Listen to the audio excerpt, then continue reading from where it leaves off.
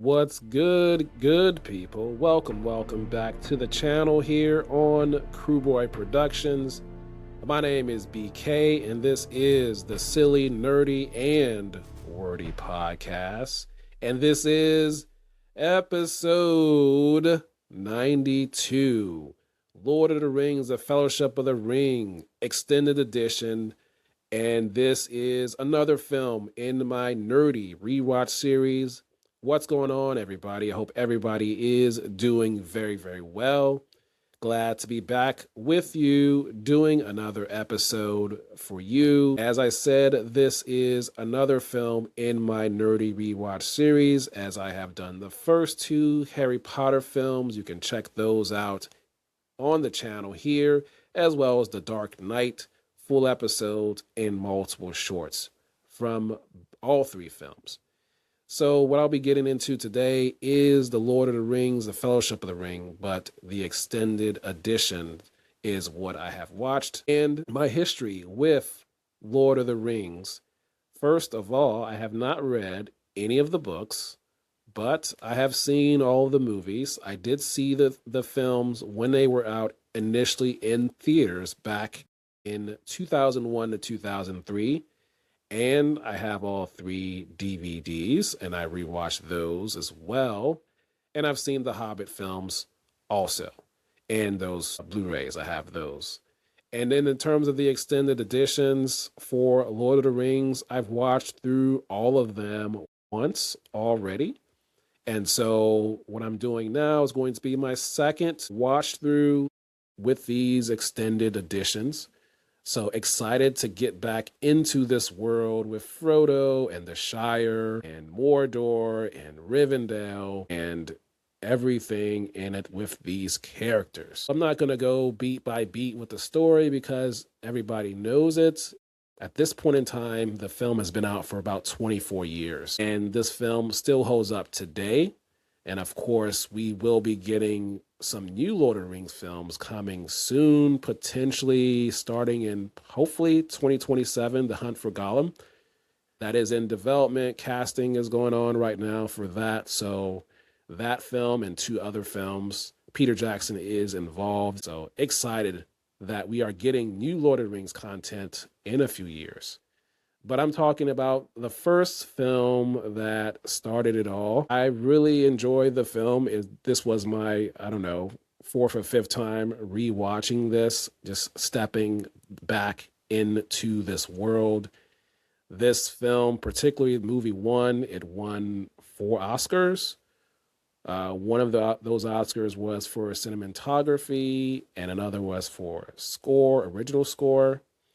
And I'll get to cinematography in a bit, but one of the things I wanted to mention that I noticed 7 minutes or so, 7.5 minutes into the film right away, and there's a couple things about the actual ring, the Ring of Power, that everybody wants, that Frodo is trying to get back into the fire of Mordor, is first the ring in terms of in the prologue when Bilbo first gets the ring. Now we see the ring bouncing down a hill on rocks.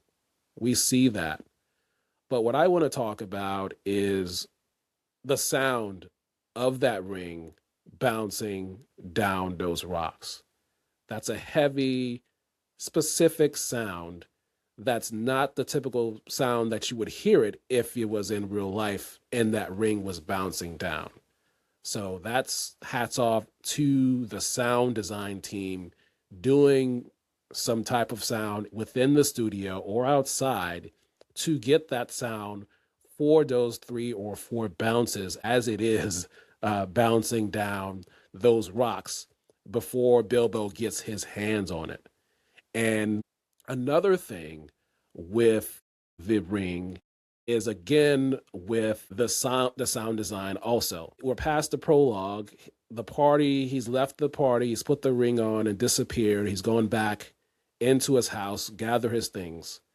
And he and Gandalf has had the conversation. And Then before he steps out of the house, he drops the ring on the floor of the house and then he leaves.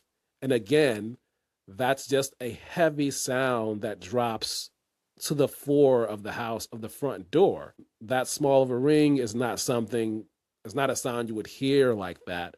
So that's a very specific sound that again that they had to work on to get that sound for the ring to drop like that, for us to get that sound. And so those are the sort of the typical things you would have to work on in a sound studio, or perhaps go outside to record different types of things to get those particular sounds for the ring or for different types of things. Star Wars, for example, they had to go out to different things outside, record different types of engines and all different types of things to get those specific sounds for ships taking off, landing, going into hyperdrive. That's just one particular example, but just sound design for to get those sounds of the ring bouncing down the rock, of the ring bouncing or hitting the floor and getting that sound. And then one last thing about the Ring of Power is, fast forward, we are about halfway or so through the film, and before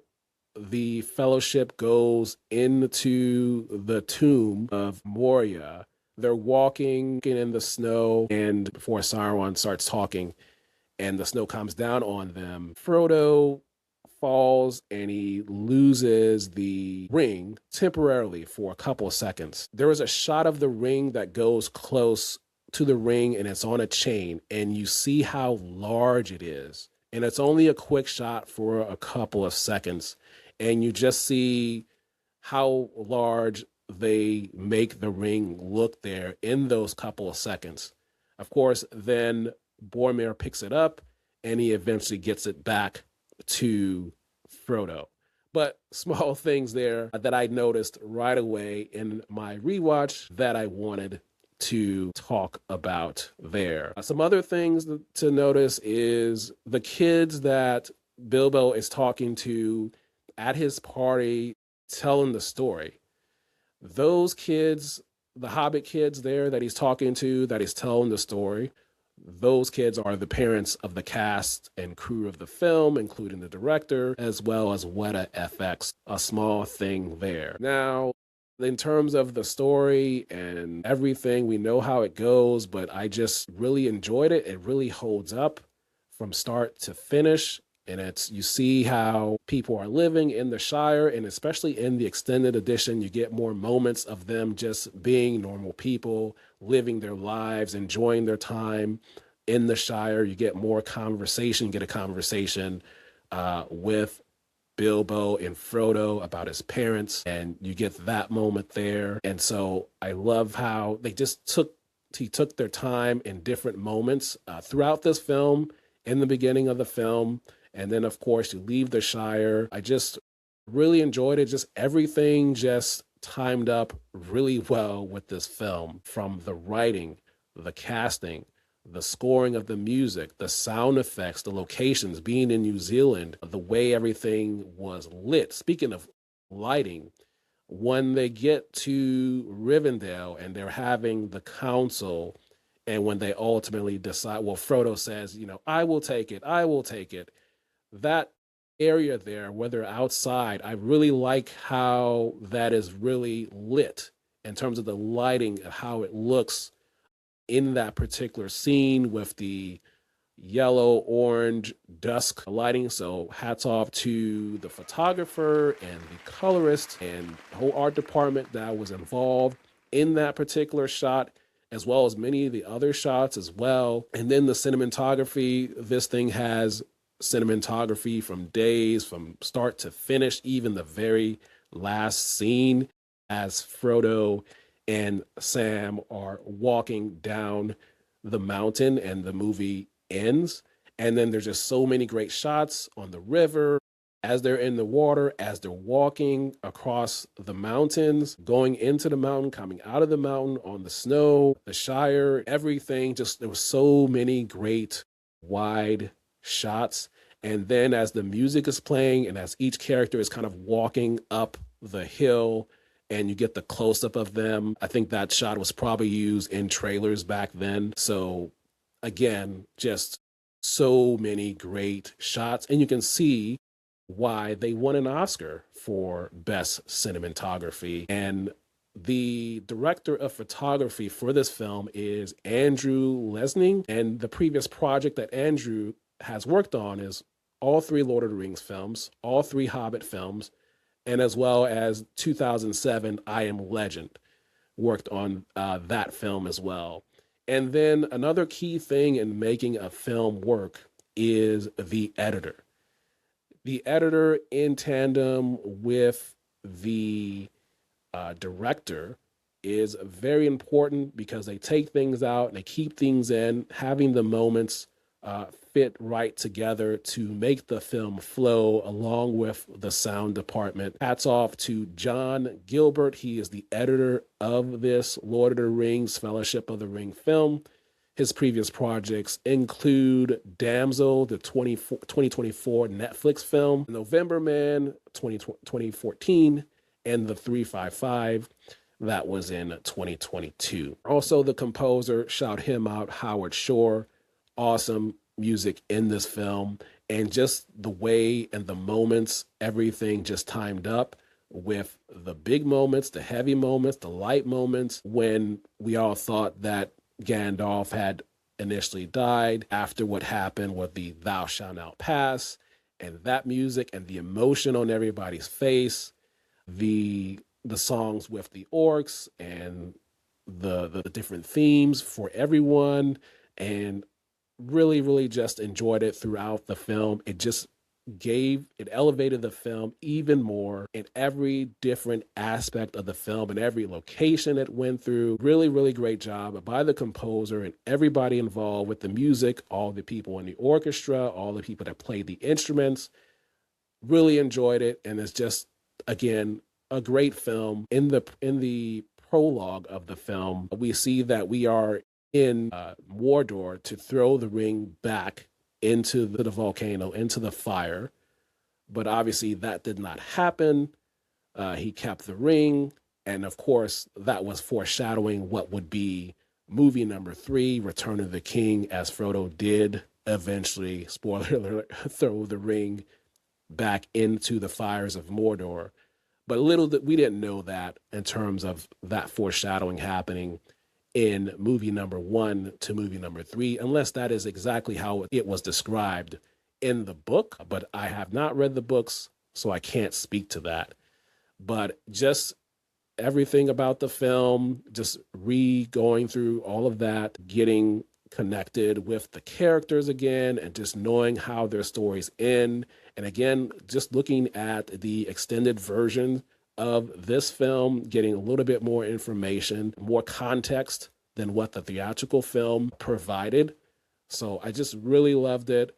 Looking forward to rewatching The Two Towers and Return of the King again. I love those movies as well, and as well as the new characters and the locations that are introduced, as well as the battles that will ensue and the moments and more great cinematography shots in both of those films. But I think that is going to be all I'm going to say for this, because I'm not going beat by beat in terms of the story of this film, because it's a lot of stuff out there. But I wanted to put my voice to one of these great films, Lord of the Rings, The Fellowship of the Ring. And I also have reviewed and seen the animated film, Lord of the Rings, War of Raheem, that released in 2024. I did review that film. That is episode number 57. It is audio only. That was before I came on camera. You can check that episode out here on the channel. I will link that in the description for you. So subscribe to the channel for more content, as I will be going through more Blu-rays, some new ones that I just received, and the older ones that I already have. And hope you have enjoyed this. I hope you learned something, and I hope all of you have a great rest of your day. And until next time, we will talk soon.